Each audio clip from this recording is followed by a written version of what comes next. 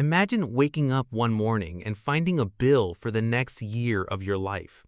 Not your mortgage, not your health insurance, your life. In this hypothetical future, medicine has reached the point where aging can be continuously slowed. Your organs can be repaired, diseases can be detected before they become fatal, and your body can be maintained far beyond what is normal today. But there's a catch. You have to keep paying. At first, that might not sound completely different from healthcare today. We already pay for medications, treatments, insurance, and services that help us stay alive. The difference is what happens when the treatment isn't fixing an illness anymore. It's maintaining your existence. Your monthly payment doesn't buy better health. It buys more time. And suddenly, the normal logic of a subscription becomes much harder to ignore. If you stop paying for a streaming service, you lose access to entertainment. If you stop paying for cloud storage, you lose access to your files. But what if canceling your biological maintenance plan meant losing access to another year of life? Nothing like this exists today, but some of the pieces behind the idea are already real. Researchers are studying the biology of aging and ways to extend health span.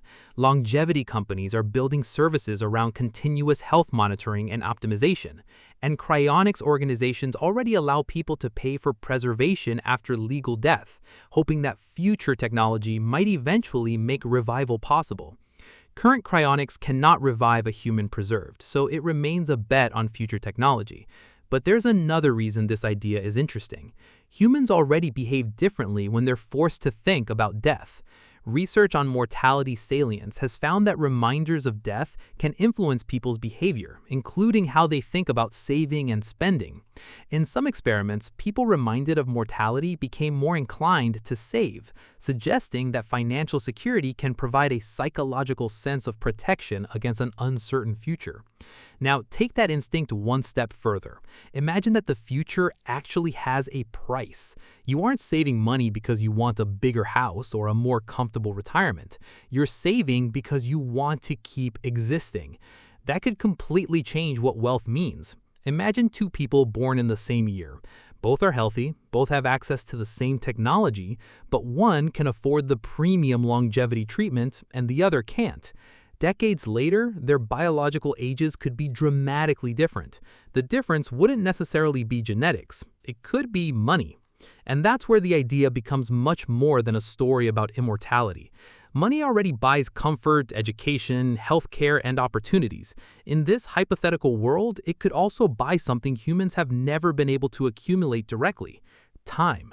You can save $1 million and still only have 24 hours in a day. But if medicine could sell you another 5 years, and then another, death wouldn't disappear. It would just keep moving farther away every time you renewed. That could change the way we think about death itself. Today, death is something we eventually have to accept. We can delay it, reduce its risks, and treat many of the things that once killed us. But there is still a boundary. A subscription-based future would blur that boundary. The question would no longer only be, how long can I live? It would become, how much am I willing to pay to keep living? And that may be the strangest consequence of all. The most valuable thing money could ever buy wouldn't be a house, a car, or even freedom from work. It would be the ability to keep saying, not yet. Because if staying alive had a monthly price, death wouldn't only be a biological event anymore. It would become an economic decision.